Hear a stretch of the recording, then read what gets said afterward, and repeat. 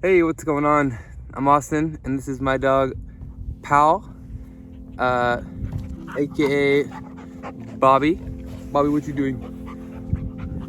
Powell, he's a little too wild to be a wine dog. So, I think if he worked on the winery here, he'd probably be a picker. He's really good at grabbing things and taking them away. And he's also, he's really good at holding on to those things. So he'd probably be a cellar master as well. Isn't that right, Bob? Come here.